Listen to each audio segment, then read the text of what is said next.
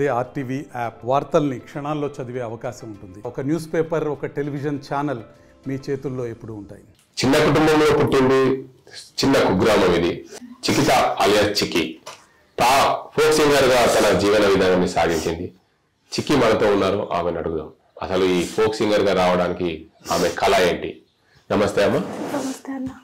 మీరు folk singer గా రావడానికి అసలు ఎలా? మీరు చిన్న కుటుంబంలో, మీరు ముగ్గురు అక్క చెల్లెలు, స్కూల్లో ఉన్నప్పటి నుంచో పాడుతుంటే స్కూల్లో మేము ముగ్గురం అక్క చెల్లెలు, అమ్మ నాన్న, ఇద్దరు అక్కలకు పెళ్లిళ్ళు అయిపోయినాయి. ఇప్పుడు ఇంటికాడ నేను చూసుకోవాలి. ఎంతవరకు చదువుకున్నావు? Degree inter second year. డిగ్రీకి పోయేసరికి అంటే ఫీల్డ్కి వచ్చి డిగ్రీ చదవలేదు. ఏ స్కూల్లో చదువు? ఇక్కడనే మా ఊళ్ళోనే 10th వరకు చదువుకున్నాను.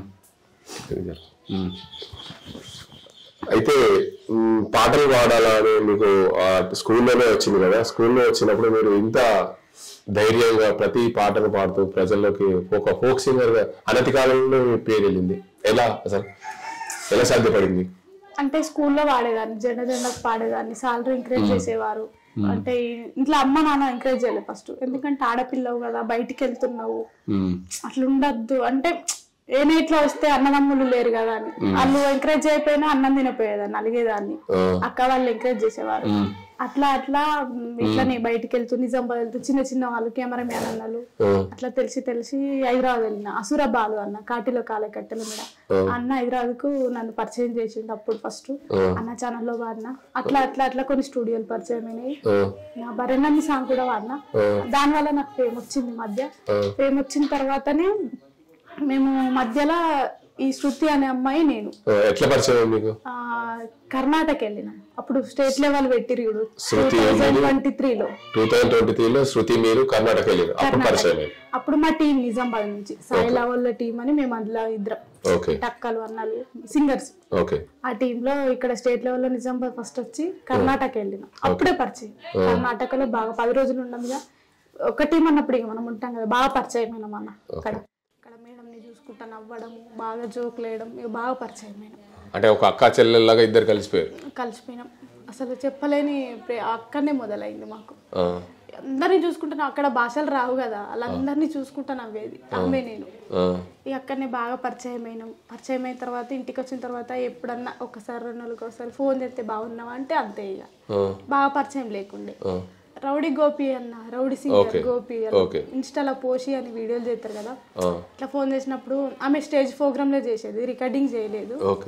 అయితే అప్పటికి నేను బరెనమ్మైంది కదా, నీ పాట ఫేమస్ అయింది అనుకుంటా అనేది. ఆమె అంటే ఇట్లా వీడియోలు చేద్దామని అంటే చేద్దాము అని అన్న. అయితే మరి కంటెంట్ రాసుకుందామంటే నాటే నేను పోతానని ఫస్ట్ కంటెంట్ అయిపోయింది. నేను అంటే ఇట్లా వాడదామని ఇంటికన్నా చెప్పుకున్నాము. అయితే నేను నిజామాబాద్లో ఉంటే ఎల్లమ్మ గుట్టల అని అన్నది. సరేనే ఉండుడైతే నాతోటి కాదు, ఇంటికాడ 2 పేషెంట్స్ ఉన్నారు కదా, వాళ్ళు బయటికి వెళ్ళలేని పరిస్థితి, ఇంటి మట్టికి ఏదైనా నేను అక్కడ ఉంటే నాకు నడవది, కాకపోతే వీడియోలు చేసే మందం నేను అక్కడ ఉంటే సరే అని అన్నది. రూమ్లో ఇంకా ఇద్దరు ముగ్గురు ఉండేవాళ్ళు ఆమెతోటి. అప్పుడు ఆమెది నర్సింగ్ అయిపోయింది. అంటే ఇట్లా రికార్డ్ స్టేజ్ ప్రోగ్రాంలోకి వెళ్తుందని మేడం రానియలేదట అక్కడ. ఇక నేను పోతలేనే, మేడం తిడుతుంది, ఒకరోజు వస్తున్నా ఒకరోజు వస్తలేదు, అప్పటికే ఆపేసింది కాదు.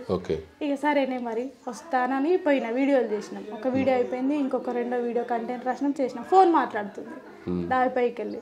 ఫోన్ మాట్లాడితే ఎవరితోని కంటెంట్ రాస్తున్నావు, పైకి పోతున్నావు, మాట్లాడుతున్నావు అంటే గిట్ల ఇన్స్టాలంటే మరి ఫ్యామిలీకి తెలుసా అంటే తెలుసు అన్నది. శృతి అని దయాకర్ అని.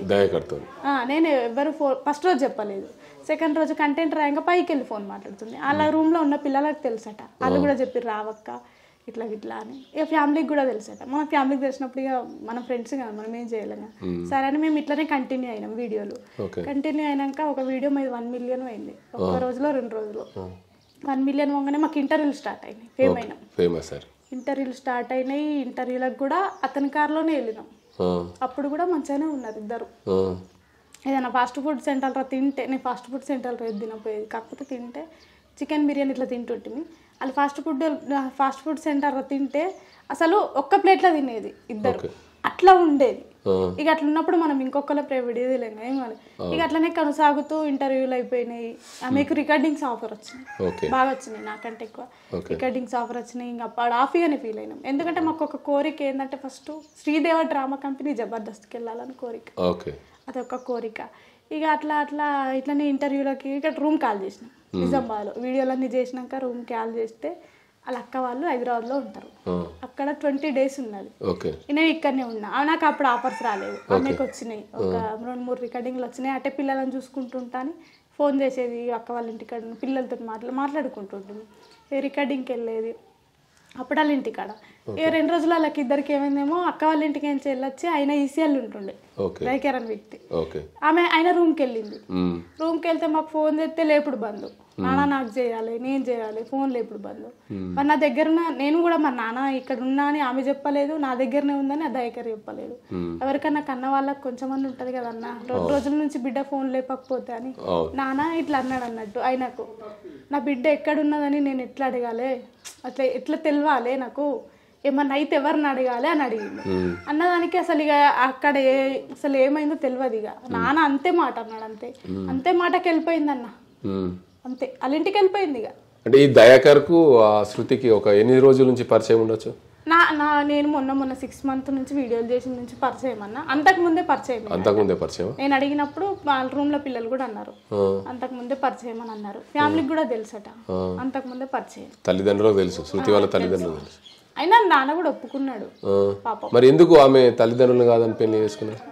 ఆయన ఇంటికి వెళ్ళిపోయింది. గింతే అన్న, ఫోన్ లేపుతలేదు, నేను ఎవరిని అడగాల నా బిడ్డ అని అన్నారా అన్న. కన్న తండ్రి ఒక్క మాట ఆయన కన్నదానికే ఇక ఇద్దరు వెళ్ళిపోయారు వాళ్ళ ఇంటికి. తీసుకొని వెళ్ళిపోయిండు. పోయినాక ఇట్లనే ఇక వాళ్ళ ఇంటికనే పనులు చేసుకుంటా ఉన్నది. అప్పుడు ఒకరికి ఇంటర్వ్యూకి వచ్చింది. 2 interviews చేసినాం. ఒక అవార్డు ఫంక్షన్ ఉండే మాకు, అక్కడ కూడా మంచిగానే ఉన్నారు. మా ఇంటర్వ్యూలు కూడా కంప్లీట్ అయిపోయినాయి. వెళ్ళిపోయింది. పోయేటప్పుడు కూడా అన్న మంచిగా ఉండే, మరి అమ్మ నాన్నతో మాట్లాడుతూ వెంట అడిగింది, మంచిగా ఉన్నారు అట్లా నాన్న నీకు ఫోన్ చేస్తుర్రా అని అడిగింది. వెళ్ళిపోయినాక ఒక 5-6 రోజులు అయింది పెళ్ళి అని తెలిసింది. ఇక నేను పెళ్ళికి కూడా పోలేదు. పెళ్ళికి కూడా పోలేదు. నేను పెళ్లి కోనందుకు కూడా నాకు మాట్లాడలేదు. మాట్లాడకపోతే పెళ్ళైన అంటే పెళ్లి పిల్లని చేసే ముందు కూడా నాకు ఫోన్ చేసింది వీడియో కాల్ చేసి, నేను సూపర్ రెడీ అయింది చూడు అంటే నాకు ఎందుకు ఏడుపు ఆగలేదు. ఆడపిల్ల కదా, అమ్మ నాన్నని కాదనకపోయింది, అక్కడ పెళ్లి చేసుకుంటుంది ఎట్లుంటుంది అని కూడా నేను ఏడుస్తే ఏమన్నది తెలుసా అన్న, రండా నన్ను రండని అంటుండే వీడియోలు చేసినప్పటి నుంచి. రండా నువ్వు ఎడకు, ఇక్కడ చుట్టాలు ఉన్నారు చకవుకో అనుకుంటాను. ఫోన్ పెట్టేసింది. హల్దీ రోజు కూడా వీడియో కాల్ చేసింది. ఇక రేపు పెళ్ళనంగా ఏమన్నదంటే నా చుట్టేమో లేదనిపిస్తుంది అంటే, అక్కడ మా అమ్మ వాళ్ళు లేరు కదా, అందరు అక్కడ వాళ్ళే వాళ్ళ అత్తగారి మనిషే కనిపిస్తారు. నేను అన్న ఇట్లా అమ్మ నాన్నని కలిసి పెళ్లి చేసుకుంటున్నావు కదా అట్లనే అనిపిస్తుంది అని అంటే, సరే నాదే ఉన్నా ఎంబట. ఆయన అప్పటికి కూడా మంచిగానే ఉన్నారు. పెళ్లి కూడా గ్రాండ్గా చేసుకున్నారు. స్టేటస్ పెట్టింది వాళ్ళు డ్యాన్స్ చేసిన వీడియో. అప్పుడు చూసినా మంచిగా చేసిర్రు డ్యాన్స్ అనుకుంటా. ఇట్లా మేము అప్పుడు పొక్క కార్ అంటుంటాం ఇంటర్వ్యూలో, ఆ కార్లో కూడా మంచిగా గ్రాండ్గా చేసుకున్నారు అన్న పెళ్ళి. మంచిగానే చేసుకున్నారు. పెళ్ళైనాక ఇక తక్కువ ఇక నాకు ఫోన్ కాల్ ఎప్పుడన్నా ఒకసారి 2 రోజులకు ఒకసారి 3 రోజులకు బాగున్నావని ఇక నన్ను రండా అనుడు. ఈ వీడియోల గురించి మాట్లాడుకుంటుంటాము.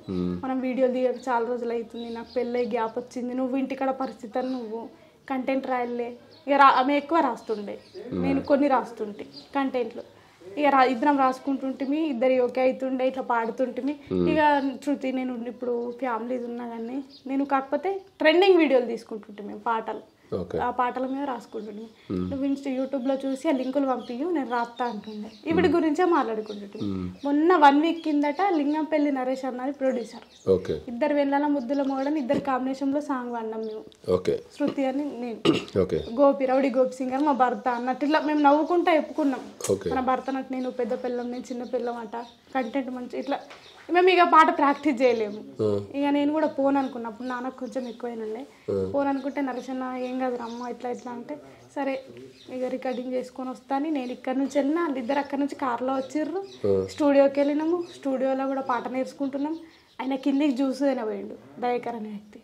అప్పుడు కూడా అడిగినా అన్న నేను, ఆమె ఫ్యామిలీ గురించి చెప్పపోయేది నాకు. ఇట్లింటికాడ ఇట్లు ఇప్పుడు అడిగినా రండా అంటుంది.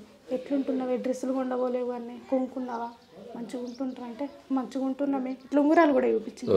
ఇవి వెతకపోతున్నాయి. మా అత్తమ్మ ఒకరోజు మంచి రోజు చేపిస్తా అన్నది అని ఇట్లా మంచిగానే చెప్పింది.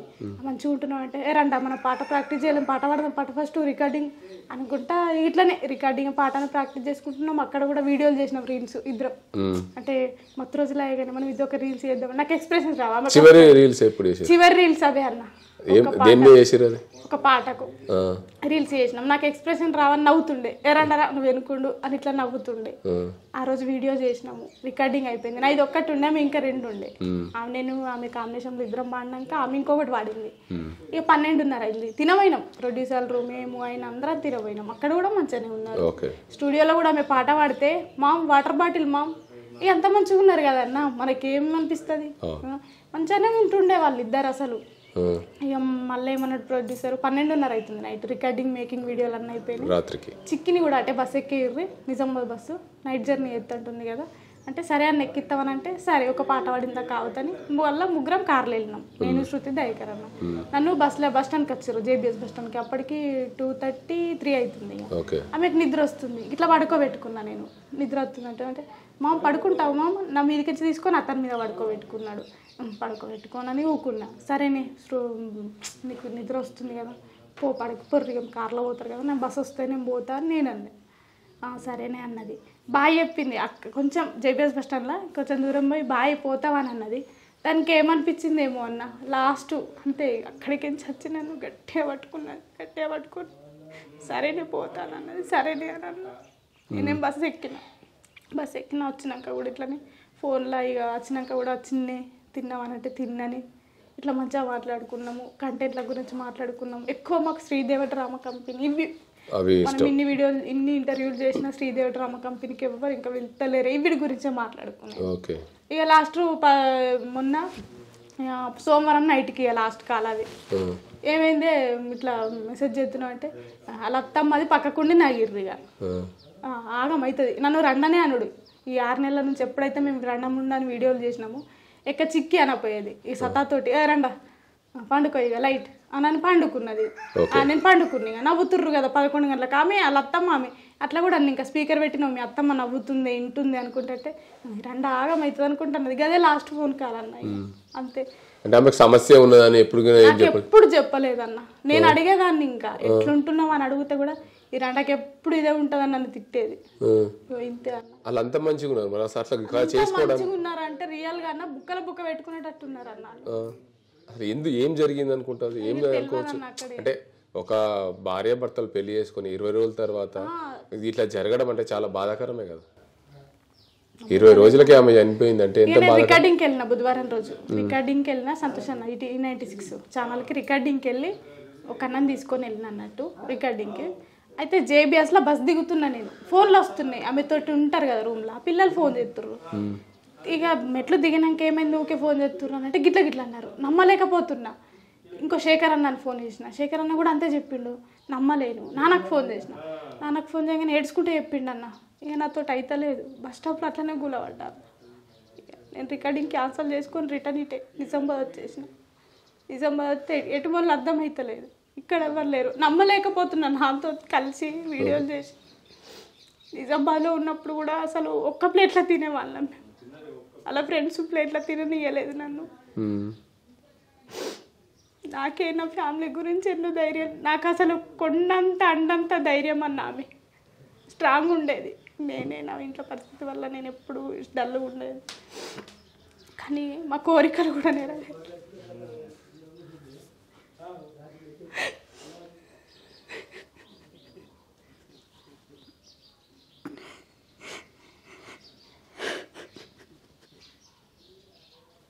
మీరు ఎప్పుడైనా కానీ అంటే మీరు కలిసి ఉన్నప్పుడు చేసినప్పుడు ఏ రోజైనా కానీ ఇట్లా పెళ్లి చేసుకున్న తర్వాత కూడా ఏ రోజైనా ఇట్లా నాకు ఇబ్బంది అవుతుంది అస్సలు చెప్పలేదు. అసలు ఆత్మ మీరు అక్కడికి వెళ్ళారా మొన్న సిద్దిపేట? నేను ఇక్కడ హైదరాబాద్ నుంచి ఇట్లా తీసుకొస్తారనగానే నిజామాబాద్ వచ్చేసి డాన్సర్ మన కళాకారులు చుక్క మీనక్క అని అక్క వాళ్ళ ఇంటికి వెళ్ళి అంత్యక్రియల రోజు కూడా అక్క వాళ్ళ కార్లోనే అంటే సాయిల వల్ల శృతి వాళ్ళకి తెలిసిన అన్నారు ఆ టీం తోటి వెళ్ళిన కళాకారు. నీకేమన్నా అనుమానం వస్తుందా? కానీ ఆమె పిరికి వ్యక్తి అయితే కాదన్న. ఆత్మహత్య చేసుకునే పిరికి వ్యక్తి అయితే కాదు. ఏం లేదన్న. అందరి మీడియాలకు చెప్తున్నా ఇది. నా శృతికి న్యాయం జరగాలి, నా శృతి ఆత్మ శాంతించాలి అంతే. అంటే ఒక శృతి అనేటి అమ్మాయి ధైర్యవంతురాలు ఆత్మహత్య చేసుకునే పరిస్థితి ఎందుకు వచ్చింది? ఆమె ఆత్మహత్య చేసుకుందా, చంపిరా, అసలు ఏం జరిగింది అనేది మీకు ఏమన్నా అనుమానం? వాళ్ళ తల్లిదండ్రులకు వాళ్ళు అనే మాటలు ఏంటంటే మా అమ్మాయిని చంపేసారు అంటారు, కానీ పిరికి వ్యక్తి అయితే కాదు. పిరికి వ్యక్తి అయితే అసలే కాదు. మీరు పాఠాలు చేసేటప్పుడు ఏ రోజు కూడా మీరు ఏ రోజు కూడా మీరు అంటే భవిష్యత్తు గురించి ఆలోచించే వాళ్ళు ఎప్పుడైనా ఎట్లా చేయాలా ఏమి?